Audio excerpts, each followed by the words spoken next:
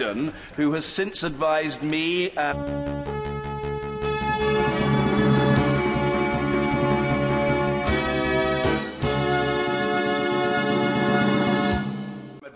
that her co-signatory, it's in the ownership of the House, the Right Honourable Lady for Normanton, Pontefract and Castleford. Friday the 13th? No, it's not Friday, it's the 13th of March, and we're in the middle of the debate I do in the welcome House the of Parliament. assurances that the Minister said that they weren't like It's the so I will move formally to clarity.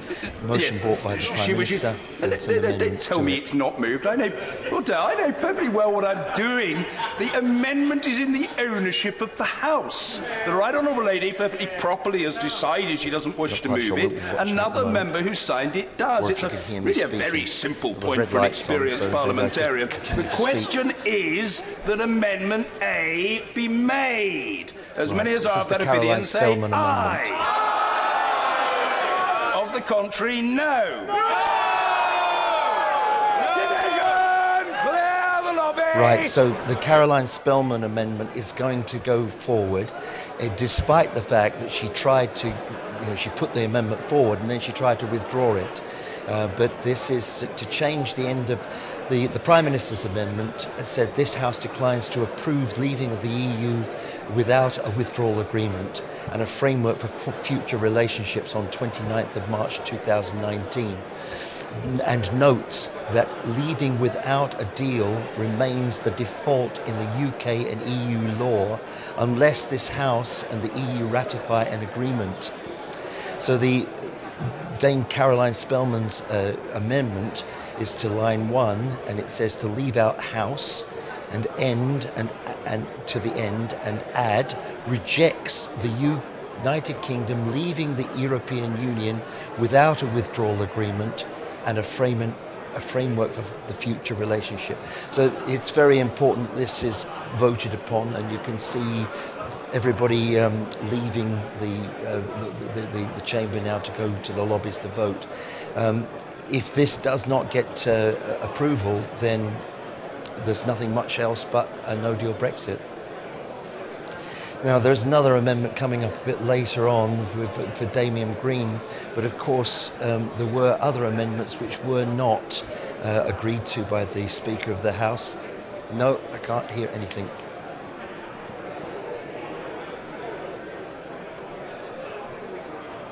All right, now, it's one of those shows again tonight where we're all at 6s and 7s not knowing exactly what's going to happen or where we're going.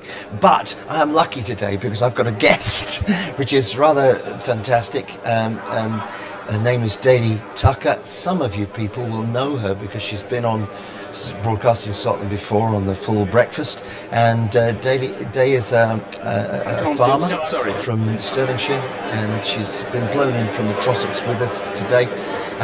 So what do you make of everything so far?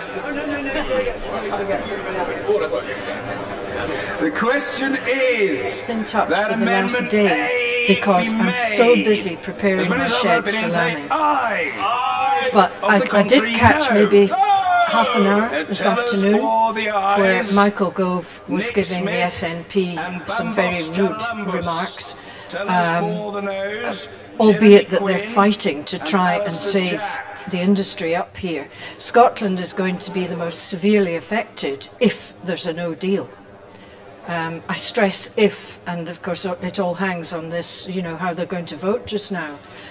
Ironically, was Caroline Spellman not the Minister for Rural Affairs and Agriculture way back in 2007 or so? I'm sure you're right, yes. And I do remember our Cabinet Secretary Richard Lochhead going down to the Oxford Farming Conference, and she was there, and he stood out and demanded that farming was all about producing food. And it wasn't just about the environment.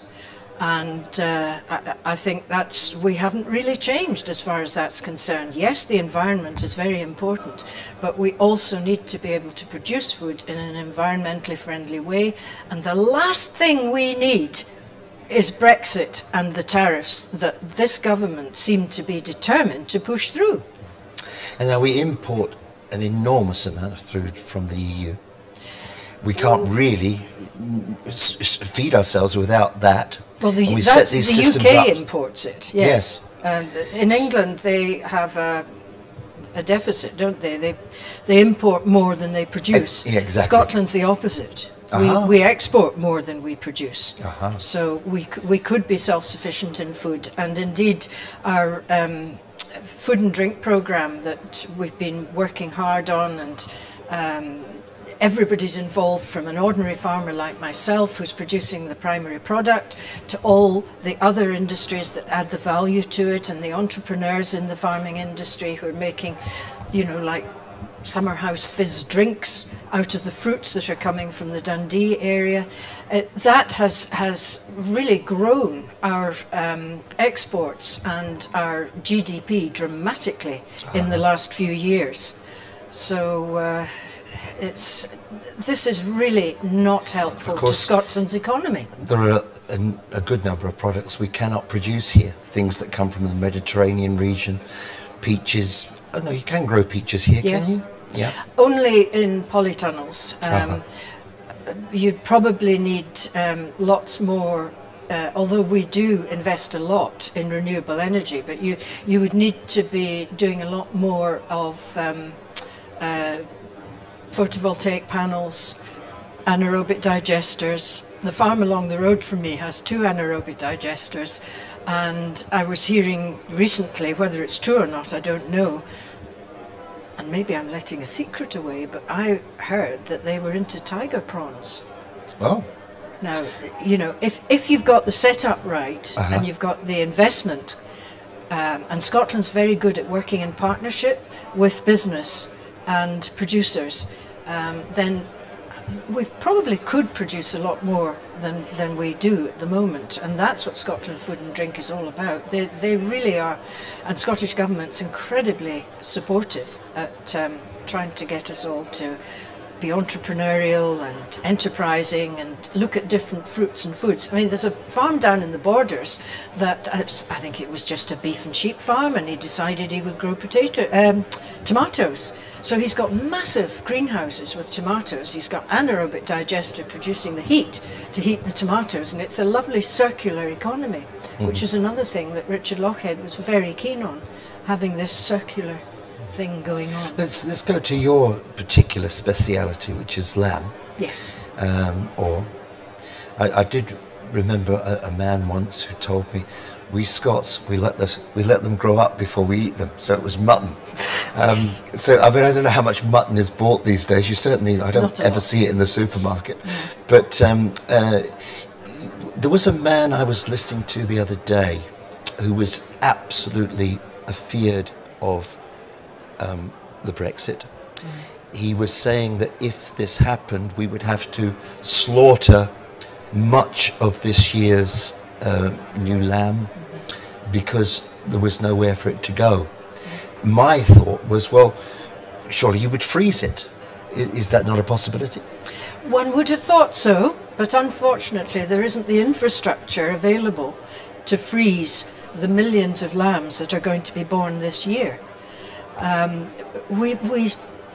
We've kind of sat in our backsides for years and just accepted that we can export a certain number of our lambs. Scotland is about, I think it's the second biggest producer of lamb and sheep meat in the EU, and we have a huge market. The processor that I sell my lambs direct to, I think they sell 40% to France, and the rest of it goes into preferred supermarkets. I won't mention which names, but I have to have my farm inspected twice a year to make sure that I'm complying with.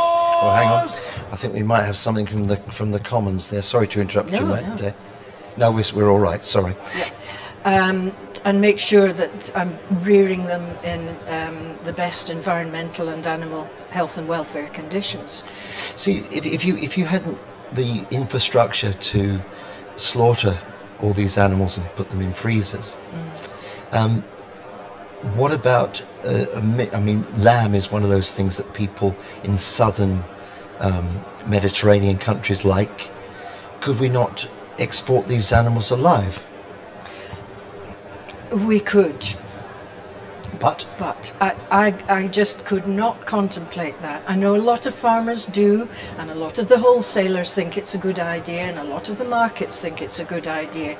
But ethically, I think that's wrong. I think that they should be slaughtered as close to where they were produced as possible, and I'm lucky enough to be able to do that. It's more difficult for the farmers up in the highlands and the islands, whose sheep are not ready usually for slaughter anyway. They have to come down to the low ground to put on more condition before they then go to slaughter. But I would not like to see live animals going out to any country. And that aside, if you're looking at it from an economic point of view, why should we not add value within Scotland to the product? You'd be creating more jobs, it's more animal health and welfare friendly, and it allows smaller producers to take part in the food chain. What we really need to do is to build some more infrastructure, isn't it? Absolutely. I mean, Mike Russell was telling us the other day, Mike Russell, the Brexit man for, I know Mike. For Scotland, that he went to, hang on, I think we've got to break off for the results in the House of Commons now. Everybody looks as if they're in the doorway as usual. So we're having a vote on Caroline Spellman's amendment, which is to really to cut off the last piece of Mrs. May's motion, which was that we leave by default, is to get that little bit off at the end, so that then tomorrow they can have the next vote and extend Article 50 to hopefully maybe have a second referendum, or maybe we go to what Joanna Cherry and Alan Smith and some others got through the European Parliament of actually revoking the Article 50 altogether. It's always a difficult thing to be sitting here talking to you in your homes and watching us when we don't actually have any control about how quickly things happen. And the other day there was a point where the Speaker actually sent someone to clear the lobbies and sent the Sergeant at Arms, so we really never know what they're doing here. And then, of course, we've got to try and keep track of what we were talking about before, Day. Absolutely, yes. Yes, I think that, I don't know if we were talking about the animals being moved. Yes, and having it infrastructure, better infrastructure. Yeah, because I think that there was a good deal of, and still is, a lot of people who feel that to transport animals alive is a terrible thing. And I do remember many years before there were big protests on the docks at Ramsgate, which incidentally was the awful thing that Mr. Grayling was trying to put a new boat in there. I remember years ago there was the Sally line went out of there, but that's a long time ago. But there was a lot of demonstrations about, and people it was actually calves, wasn't it? It would be veal calves, yes. Yeah. But then again, we weren't you see just people going in these transporters, but they were then put in crates once they got to their destination, and the whole thing was just horrendous. How do you feel about this business? Because when we were at school, we used to say, "Where does your breakfast come from?" And there was a diagram on the wall, and we saw where it all came from. But people are quite unaware of where the food comes from. Yes. We need to have milk from the cows, so we need to have the cows having babies. Yes. And then what do you do with the babies? Yeah. Well, fortunately, times have changed dramatically for the better, and most dairy farmers now see value in what's called rosé veal, where the calves are reared. From once they've gone from their mums, they're reared till they're bigger, and then they're slaughtered for rosé veal, which is not that white veal. Yes, I understand. But it's a much more ethical form of food and producing food. There was a little side issue to this. I know that in many times gone past and in other places, hang on, we may be warming up. They used to do something absolutely horrible to my mind, and they put thorns around the heads of a calf so that it would prick the mother's udders. And I actually saw a barbaric thing made out of plastic and metal spikes. I think I've seen that too. and I couldn't believe that that was. It was. I don't know. You see, you cannot put any ideas of where this came from. Because I don't know, I only saw the picture. Don't think but it it would was be in this suggested country. this was being used in Scotland. I couldn't believe that in this day and age, that such a barbaric thing would go ahead. Yes. I do remember living by a farm that did that. Who took not the spikes, but had to take the calves away from the mothers. Yes. And the farmer would come to me and say, "You'll hear them crying tonight," Yes. Yes. which is a sad thing. It is. But then yes. again, if people want to eat their McDonald's. Well, yes, do you do? but also you still get nurses who say to mums, first-time mums, let the baby cry. No, sorry, I shouldn't have said that. It's not for me to say these things. So but yes, it is. It's a horrible, emotive thing. Anyway, we have to come back and get away from these emotive things about animals for a moment. But this is a very serious vote, and the people are lining up now. I think the tellers are coming. But this one is the vote that could rule out the possibility of us coming out of the EU without a deal. Yes. It's the prospect of walking out of the EU without a deal, I think, is being whitewashed by the Tory side today. I don't see that anybody can see there's any good in that. Yes. So if this gets rejected, that's it. We're safe. Here we go. Now let's listen carefully. Order! Order!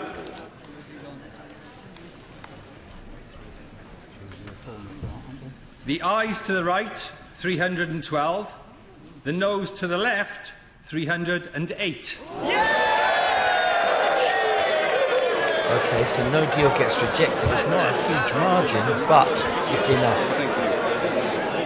The ayes to the right, 312.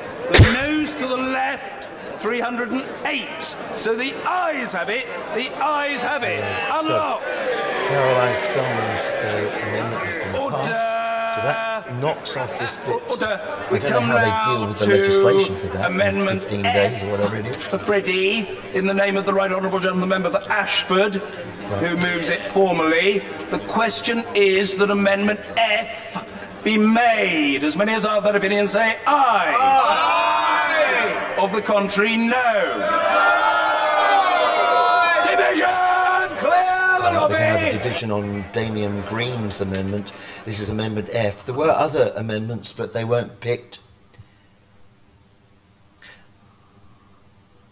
Right, now, this amendment would take us out without a deal, so I don't know how that works with the previous amendment, but I'll just let you know what it says. It says... at the end, add this. At the end of Mrs May's motion, add this. Notes and steps taken by the government and the EU and its member states to minimise any disruption that may occur should the UK leave the EU without an withdrawal agreement, and proposes that the government should build on this work as follows. 1. The government should publish the UK's day one... the government should publish the UK's day one tariff schedules immediately. Well, they've actually already done that. Yes. We've got some papers to talk about that in a few minutes. 2, to allow businesses to prepare for the operation of those tariffs, that the government should seek an extension to the Article 50 process to 10:59 p.m. on the 22nd of May 2019, at which point the UK would leave the EU, and that's a cut-off date because of the European elections. Thereafter, in the spirit of cooperation and in order to begin discussions on a future relationship, the government should offer to further set out mutual standstill agreements with the EU and member states for an agreed period ending no later than the 30th of December 2021. During which period the UK would pay an agreed sum equivalent to its net EU contributions to satisfy its other public and international law obligations. And 4, the government should unilaterally guarantee the rights of EU citizens and resident in the UK. One might have thought that last little bit might have come first, because the people are the most important, are they not? One would have thought. But then again, it's not me who's drafted this agreement, it's Damien Green, a Conservative. We've got this is going to be a conflict of interest, I think, between the one amendment and the other. We've now agreed, the Parliament's agreed, that we cannot leave the European Union without an agreement and a framework for future relationship. And this bit where we leave that's already in the law, that's a very confusing thing to me. So imagine what it's like for your average voter. Let me see if I can find another piece of paper.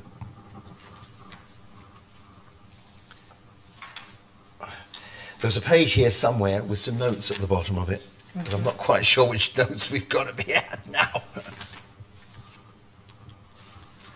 All right, okay. Oh, I've got it now, fine.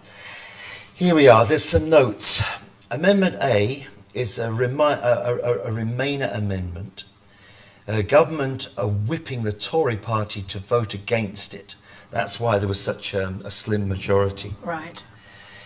Amendment F is the Brexiteers amendment. It would see the UK leaving with no deal after a short extension until the 22nd of May, or on the 29th of March if no EU agreement there is no EU agreement to that extension. If we extend beyond the 23rd of May, the EU would then take part in the European elections. The European elections. That's right. That's what I said, didn't I? Okay. The UK would have to take part in that, yes. Yes. Okay. Members of the SNP backed 3 amendments, none of them which were accepted by the Speaker. We could maybe... All right, and this... maybe this next amendment, the one that's they're going through the lobbies on at the moment by Damien Green, maybe it'll be defeated. We'll have to wait and see. In the meantime, I'm being told we should expect a heavy defeat upon it. I'm not sure on what grounds, but... right. I'm just confused because by this is the ERG thing. group. Yeah, well, of course, there's not so many of those people. So shall we move a little bit onto the tariffs while we're waiting for this? Yes, yes. So it's been the government of... Yeah, so if this one does go through, the tariffs will be important. I got a cynical kind of thing about these tariffs. I mean, they're basically speaking wanted to drop most of the tariffs to 0. And my thought on that was, well, they're going to have so many lorries backed up to they'll be going from here to Toulouse or something if they've got to check them all as they come through. But the UK government has revealed that tariffs that would be payable in the event of a no-deal Brexit. Under plans published today, the United Kingdom government plans to implement tariffs between 10 and 22% on vehicles, and tariffs on yellowfin tuna at 24%. A 10% tariff on imports of cars from the EU would add about 1,500 to an average family car. And of course, you see, tariffs, they're not just on the particular item, because if you've got a particular item going up in price, other consumers will then move to a different product if they cannot afford that one. So that obviously has a really almost a tornado kind of effect in an economy. Yes. In terms of cars, would it not make people not buy cars? Well, of course, they've moved to the second-hand market. Yes. But it's very complicated by the fact that diesel cars have become less popular because of government's thing. There's these policies to inject a bit of motoring into the battery-run cars. Yeah. So this is a very complicated issue, but cars cost a lot of money. Yes. And most people buy cars on hire purchase. Yes. Unless they're big traders, a big fleet thing. It's also more complicated than that. My understanding is that they might put tariffs on a complete car, but if, for instance, you self-assembled your battery or your door handles, there would be a lower tariff on it. Yeah, all the bits and pieces, and of course Yes. that increases the amount of paperwork and computer work, whatever they call it now. Let me give you what the Volkswagen people said as far as the EU tariffs being these 10% tariffs being levied, adding 1,500 to the average family car. Volkswagen said this will be passed on to customers. For Ford's, a spokesman said, he warned that the tariffs would deal a devastating blow to much of the complex and integral automotive industry. It would damage the competitiveness of Ford's engine manufacturing in the UK. Today's announcement was made without any prior consultation with Scotland or any of the devolved administrations, but there's no surprise there. No surprise. Okay, so there we got the tariffs on free imports from the EU would fall from 100% now to 82%. So tariff-free imports from the EU would fall from 100% to 82%. Tariff-free imports from the rest of the world would increase from 56% to 92%. And I think that these are huge figures, and I don't really understand how anybody can really understand what the effect of all this is going to be. Well, I can only understand it in terms of my lamb, in that with no deal I've been told that the lamb will be a 40% tariff. Well, we're already just scraping through, you know, with the prices that we're getting. And the housewife is having to pay a lot of money for her lamb, but the costs of rearing the lamb to the specifications of the housewife is quite high. We better put in a little thing there about there might be a house husband out there somewhere. Oh, indeed. Yes, who's indeed. buying. The consumer. What strikes me, when I was a wee Wayne, a wee loon, there was Sunday lunch might have been a chicken. And that chicken would have been quite a thing. I don't know. Yes. It was something that was special. Yes. And yes. it wasn't, I mean, everyday chicken. I mean, chicken's one of the cheapest things you can buy now. Yes. Yeah. I wonder if that would change it and make it like a turkey at Christmas. Would that be a way to make it? You have a special, we'll have lamb for Scotland. No, we'll have a special day for lamb. I don't know. Yeah. How do we get around it? It's a 40% because people are struggling with their money anyway. Yes, indeed. Well, the other thing is you can make your lamb go further. I mean, if I have a joint of lamb, it lasts at least 3 meals. Yes. And you can even get soup out of it as well. Scotch broth. But of course that doesn't do your bottom line much good. No, no. But I would love to be able to get a reasonable amount for my lamb and not have the pressure of having to produce more to make enough profit to invest in my business. Yeah, surely. It's that balance that has gone. Now, breaking away from the tariffs a little minute, but there's a nice quote from Michael Russell who was speaking about. I'll read that out in a minute. You know, I had to go to Dundee the other day, and the road that goes up by the Tay to Dundee from the motorway, it's a nice fast road, but on either side of that, it used to be fields, but now it's full of polytunnels. Yes. They take them down with the winter, and then they put them back up, and the day I was driving up they were putting them up, and they were the fertilisers, the sort of grow baggy things they use. Oh, hang on, we're back to the House of Parliament. No, maybe not quite.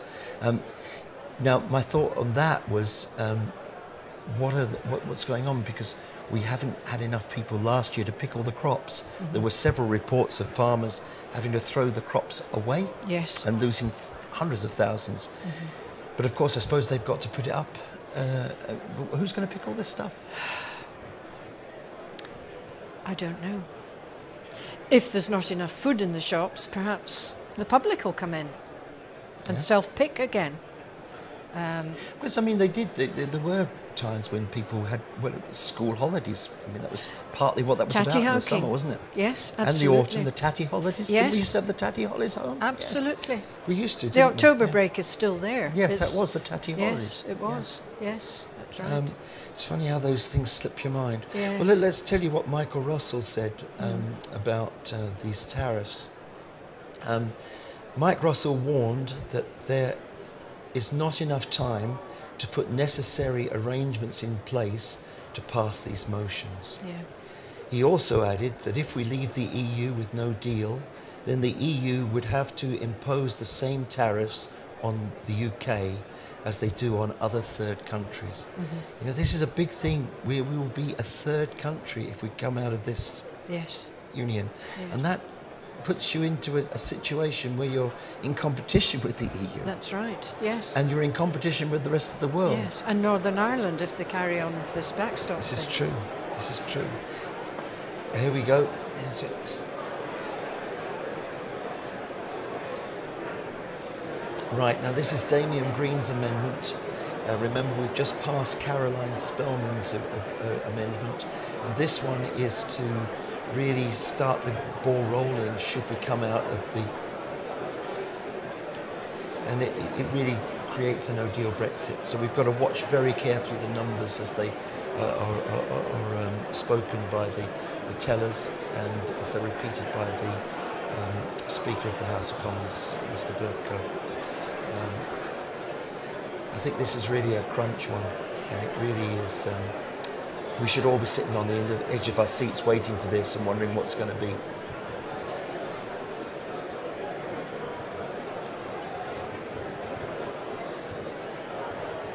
That looks like, yes it is, yes it's very busy. Of course it should be busy. There's Bill Grant, who's the Conservative MP for Ayr, coming through in his grey jacket.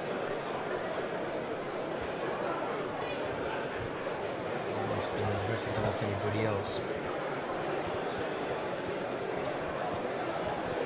How do you think Kirstin Hare would have voted? She has a reputation for not voting, perhaps. She didn't vote. Maybe, but surely everybody has to vote in this. Surely nobody could just walk and not vote in such serious issues. I think if they abstain, it has to be noted, doesn't it? Oh yeah, abstentions must be. We'll see all that data later Well, she on. certainly will vote according to what Mrs May wants. She won't vote to help Scotland. She never has. None of them ever have. Yes, I mean, I said about Bill Grant. He doesn't. He only votes for what the party What policy the party is. want. There It was the little- same with our MP. I mean, she's a lovely, lovely woman, but she was a Labour MP, and she always voted along the party line. Yeah. Always.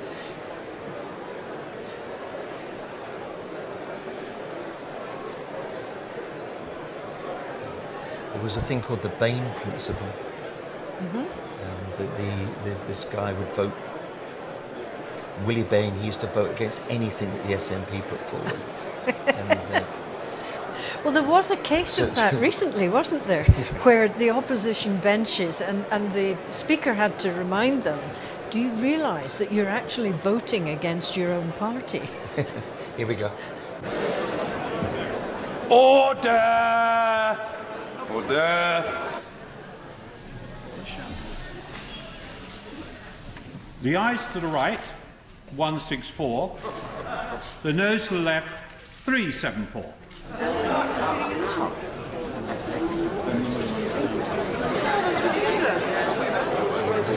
The ayes to the right, 164.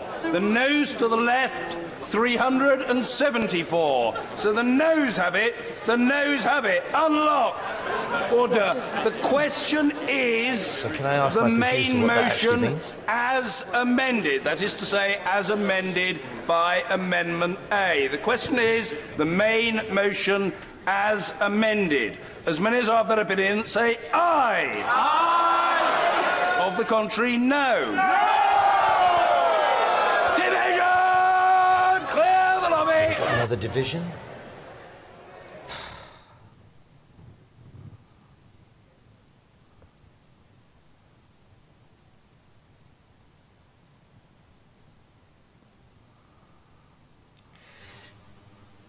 All right, we're back on the thing, and I think probably along with most other people in the world, we're totally confused by the whole thing now.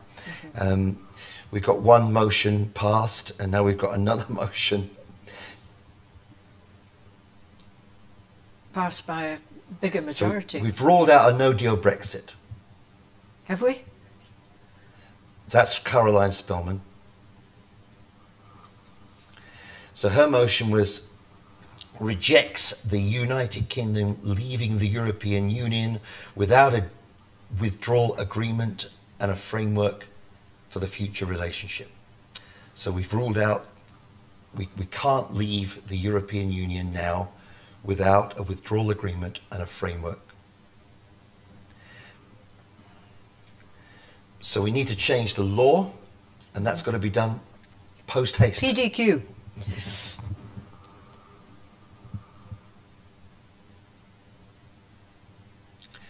But now Theresa May, what's she going to do? Is she going to bring her bill back and try and push that through again?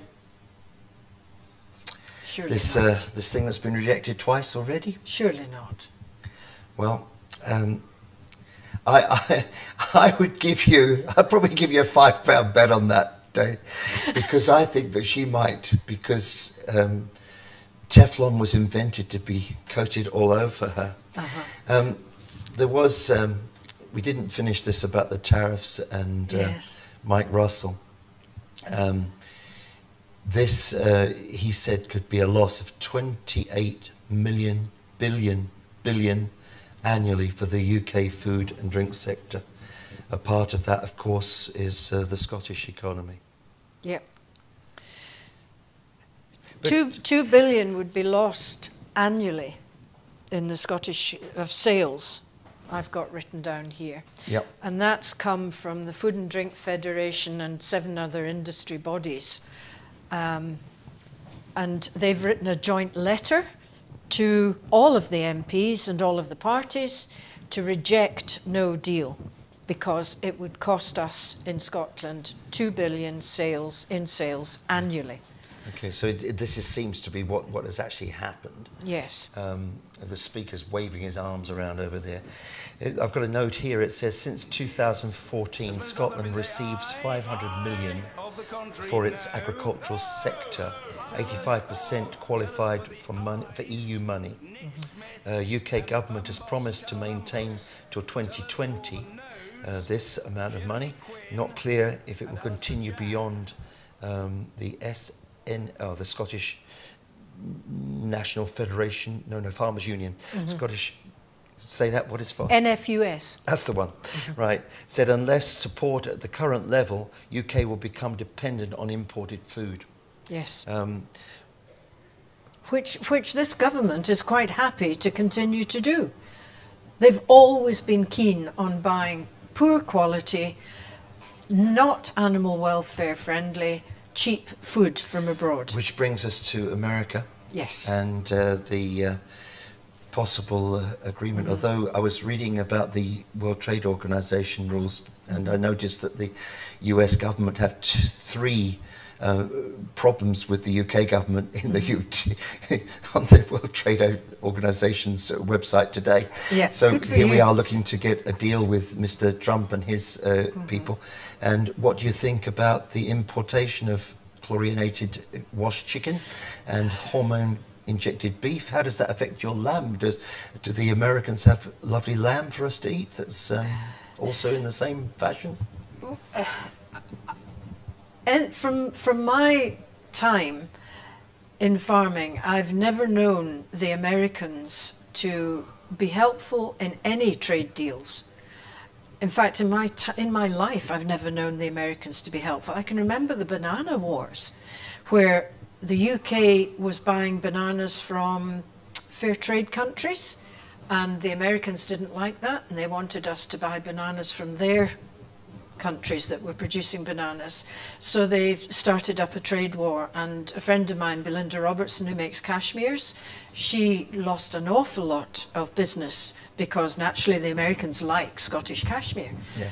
And Eventually, I think the World Trade Organization stepped in and got things sorted out, but there was a lot of upset about that. So, and they're not good people to deal with. And Mr. Trump says America first. Well, absolutely, you know, and he's made no bones about it. And yet still, these people are pursuing trade with America. Why? Well, because I think there's probably going to be not much option, is the way they think. Because Mr. Liam Fox, and I found this, and it's a bit of an older story now, but it was here somewhere. But he's, as far as I know, he still only has 12 agreements. Yes. With the here they are. No, I beg 6 agreements out of 40. That was the game, wasn't it? But I think it was 69 in total. But so we've got an agreement. If we come out of the EU without a withdrawal agreement, he's now rolled over what we have with the European Union to these authorities. Israel. Then on the opposite side of that, the Palestinian Authority. I'm not quite sure what we buy from these guys. Poor guys, what on earth do they produce on that land? Yeah, and Switzerland, well, Switzerland I think actually came to us for that. And I know that because I lived in Switzerland for a long time. The Faroe Islands, a bit of fish there from them. I'm sure they must make some stuff. Eastern and Southern Africa. Well, I suppose that's quite a considerable thing because the Cape fruits you used to see in the shops, you don't see them anymore though, do you? That's all they don't have tariffs set against them to sell into the EU. The EU, they're tariff free going into the EU. That's right, because they're poorer countries, aren't they? Yes. In fact, the whole of Africa only outputs the same as France does in 1 year. Yes. The whole of Africa. The whole of it. And the other one was Chile. Well, they make wine. But of course, with the global warming, we might be making wine in Scotland one day.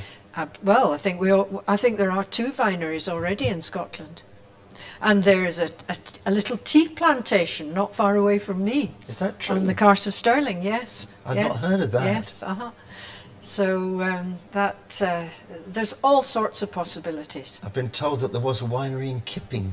Kippen, yeah. Kippen. Well, there was a vine in Kippen. A long time ago. Whether there was actually a winery, I'm not sure. Do you think the producer says there was one a long time ago. Oh, well. Yeah.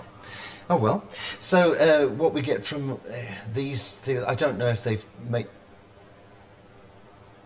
Yeah, and of course the weapons are a thing that we get a lot of money from with these particular... Chile, for example. I don't know. You kind of get lost for words, but there's another part of this we need to talk about, and you did mention it a couple of times. Oh, hang on, is that someone shouting order? No. The Irish border. Yes. This is coupled with the WTO thing.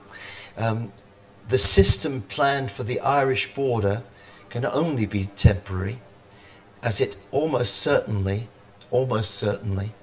breaks WTO rules. The government's no-deal tariff plans could last up to about 12 months. The government said tariffs will be payable on goods moving from the EU to the rest of the UK via Northern Ireland.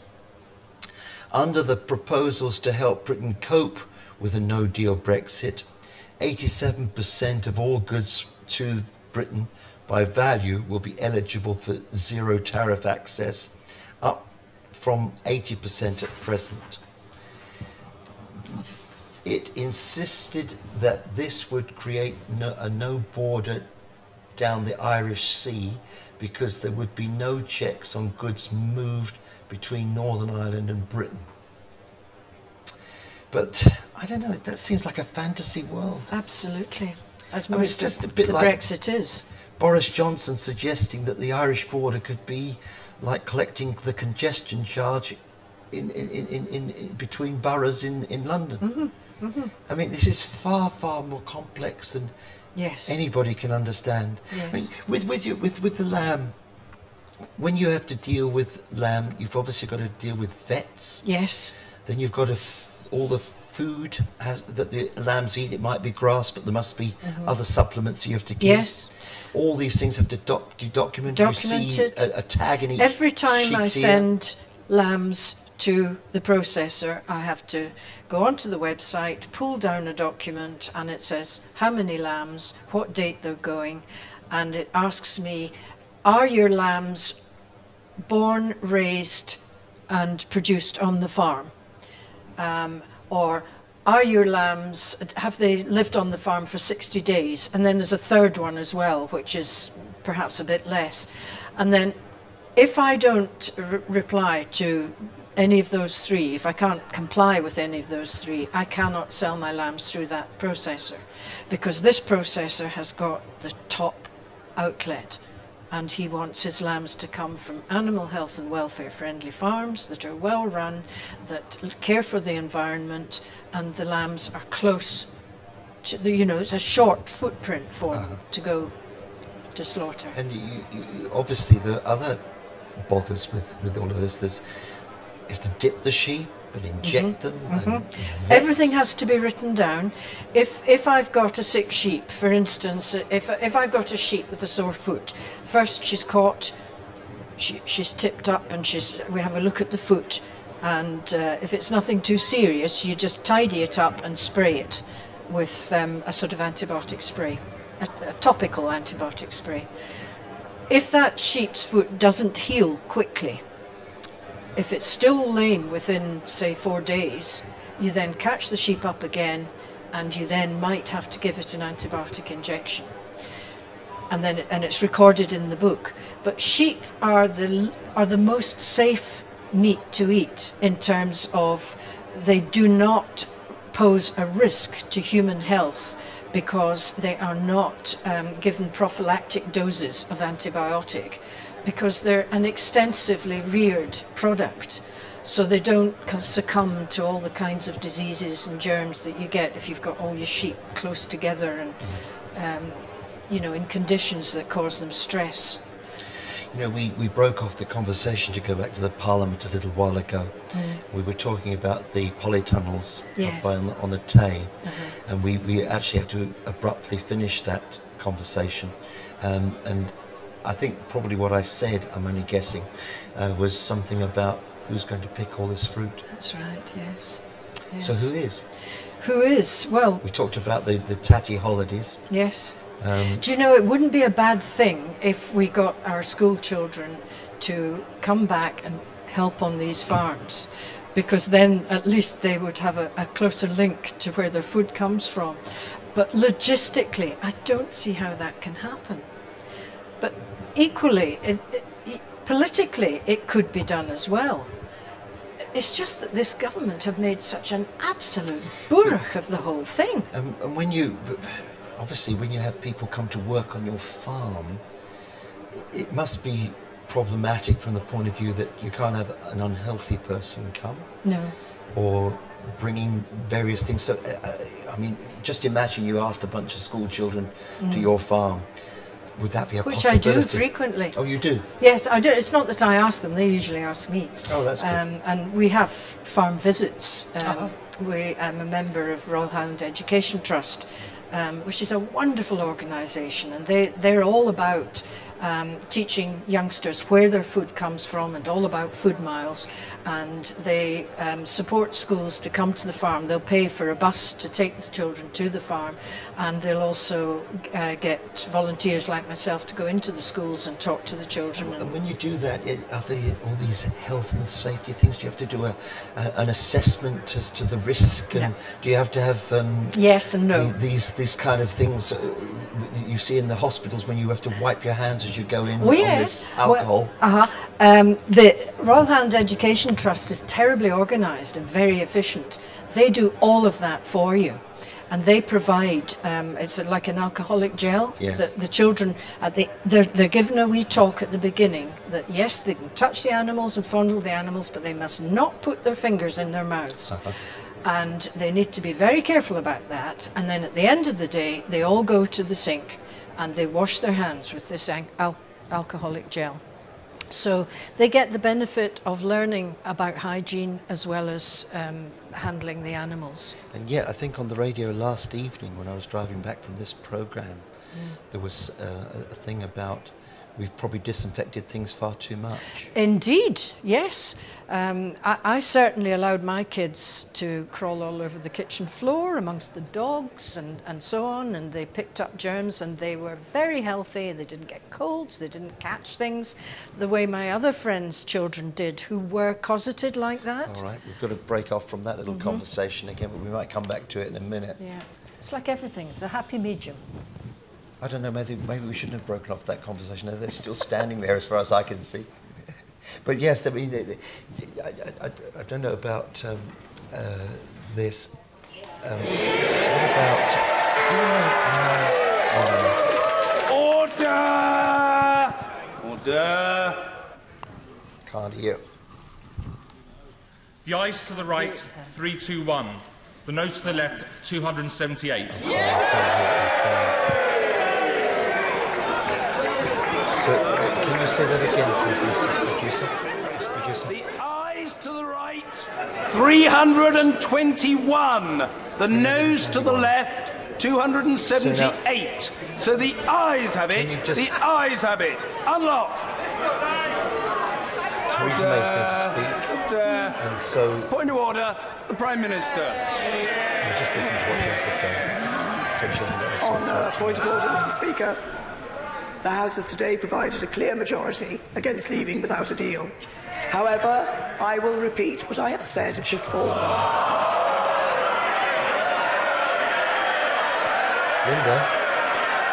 Linda.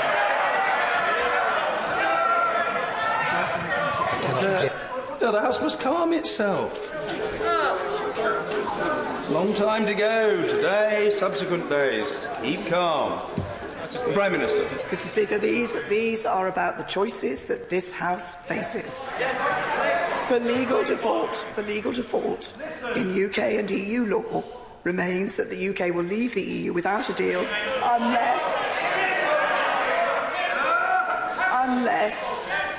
unless something else is agreed. The onus is now on every one of us in this House to find out what that is. The options before us are the same as they always have been. We could leave with the deal which this government has negotiated over the past 2 years. We could leave with the deal we have negotiated but subject to a second referendum, but that would risk no Brexit at all.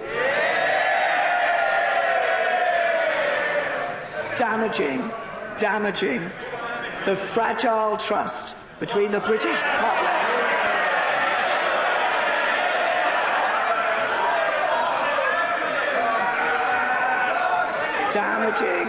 damaging the fragile trust between the British public and the members of this House. We could seek to negotiate a different deal. However, the EU has been clear that the deal on the table is indeed the only deal available. Mr. Speaker, I also confirmed last night... Order. The great likelihood, I await further comment, but I think I can say this without fear of contradiction, is that there will be further opportunities for these matters to be debated. But in the immediate term, please, let us have some courtesy. Of that I think we can be sure. There will be further debate on these matters. The Prime Minister. Mr. Speaker, I also confirmed last night that if the House declined to approve leaving without a deal on the 29th of March 2019, the Government would bring forward a motion on whether the House supports seeking to agree an extension to Article 50 with the EU, which is the logical consequence of the votes over the past 2 days in this House. The Leader of the House will shortly make an emergency business statement confirming the change to tomorrow's business. The motion we will table will set out the fundamental choice facing this House. If the House finds a way in the coming days to support a deal, it would allow the Government to seek a short, limited technical extension to Article 50 to provide time to pass the necessary legislation and ratify the agreement we have reached with the EU. But let me be clear, such a short technical extension is only likely to be on offer if we have a deal in place. Therefore, the House has to understand and accept that if it is not willing to support a deal in the coming days, and as it is not willing to support leaving without a deal on the 29th of March, then it is suggesting that there will need to be a much longer extension to Article 50. Such an extension would undoubtedly require the United Kingdom to hold European Parliament elections in May 2019.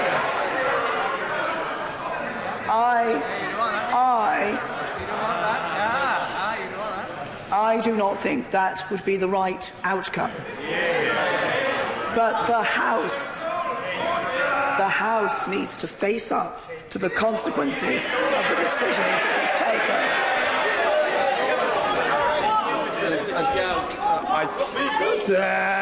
I thank the Prime Minister for what she said. Point of order, Mr. Jeremy Corbyn. Thank you, Mr. Speaker. Mr. Speaker, tonight this House has once again definitely ruled out no deal. The Prime Minister said the choice was between her deal and no deal.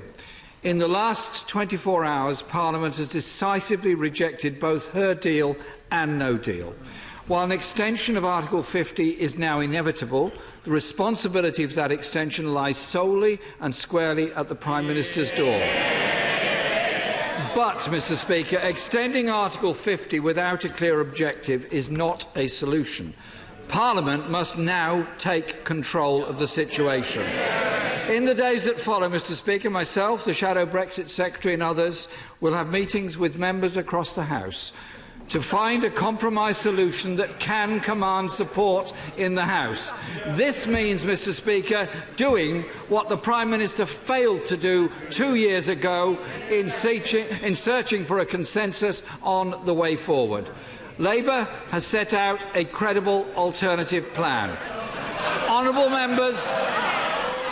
members across this House are coming forward with proposals, whether that's for a permanent customs union, a public vote, Norway Plus, or other ideas.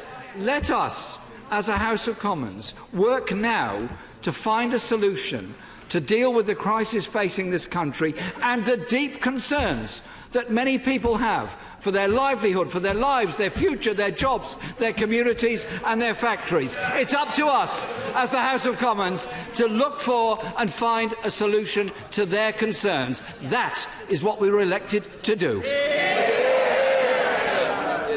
Point of order, Mr. Ian Blackford. Thank you, Mr. Speaker. Let's be in no doubt that we are in a constitutional crisis. And we're in a constitutional crisis at the making of the Prime Minister that has run down the Brexit clock. And what we see from the Prime Minister is a denial of the facts, that she's faced 2 enormous defeats on her meaningful vote. Her deal is dead.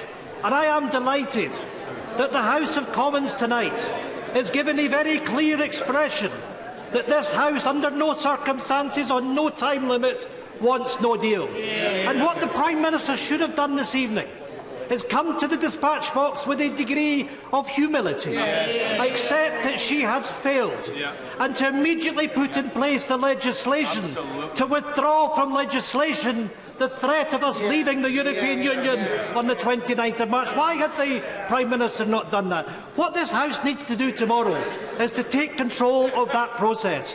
We don't need a time-limited extension to Article 50. It must be open-ended, and I, for one, welcome elections to the European Parliament if it takes place. But we now, Mr. Speaker, must move on and have a meaningful debate about the people's vote. And yes, if necessary, we have to look at the revocation of Article 50.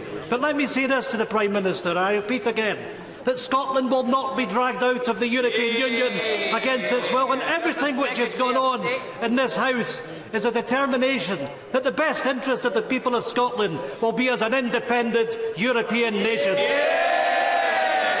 I will come to the honourable gentleman, but I will take the Leader of the Liberal Democrat Party first. Yes, point of order, Sir Winston Gable. Mr. Speaker, now that the House has given effect to its will so clearly on separate occasions, can you give us the benefit of your help and your advice as to how to translate these declaratory motions into practical action? There's Vince Cable asking how we can translate the results of all that into law, I suppose. Yes. You should ask Janet Cherry. Of course, QC. But so Caroline Spellman's amendment went through, so we can't leave the European Union without a deal or without a future relationship structure framework. But that requires a change in the law, because the default is that we leave on the 29th of March, and that is a difficulty. Mrs May is obviously going to try and bring her deal back again to have another vote, and is that another running down of the clock? So she thinks she can get away with it, but tomorrow there's a huge, great big night similar to tonight, where there's another great big vote on an Article 50 extension. Right. Now, Ian Blackford's called for an Article 50 extension to be open-ended. Mrs May wants it to be just to go up until the European Parliament elections in May the 26th, was it? And then the other idea would be to have a longer extension in order that a referendum could be called, a repeat of the previous referendum. But Jeremy Corbyn didn't suggest that when he made his response, although according to people from the Labour Party, I think Keir Starmer said this was Labour Party policy from their conference, and he was very proud to say it. Yes. All the different stages they had to go through. I don't know, what do you think, May? Well, clearly it's almost like both those two parties are having leadership things going on. Yes, it's almost like jostling of positioning, isn't there? Mr Corbyn wants to be Prime Minister and Mrs May doesn't want to stop being Prime Minister. Yes, yes. And all the time, the grown-up parties seem to be being ignored. Yes, of course, you see, the bother is it, the Labour Party's split, and the Tory party's split. And it's almost like we need to really, maybe we need to move to a different kind of party system now. Yes, please. Away from this. Absolutely. See, it is 50-50 everywhere you look now, isn't it? Yes. And this total confrontation cannot actually produce things. No. We need a consensus, we need a different kind of way of going about things. Yes, yes. Dare I say it, we need a more European type of voting system. Yes. Tomorrow it's another huge day. Yes. The vote tomorrow will be about the extension of Article 50, and Mrs May wants it to be a short one. Other people would like it to be a long one. Ian Blackford said he would like it to be open-ended. We'll get to know what the amendments are when Mr Bercow chooses them tomorrow. Tomorrow, I think, is Thursday. Yes. And so we'll have obviously a special show. Gordon Ross should be with you tomorrow, but we might have all hands on deck, who knows. But thank you very much for watching us this evening. I hope that you've been informed somewhat from a Scottish perspective. I thank you very much, Dave Tucker. It's been a pleasure to have you with me. Thank you. It's easier when you're in a lifeboat with two. Yeah. And thank you for all your insights and your information. And thank you too for watching, and thank you for the hard work of the people in the control room who fed the stuff into my ears and tried to keep all the pictures and everything coming out in a decent kind of order. And thank you, and we'll see you again next time I'm around. Bye bye for now.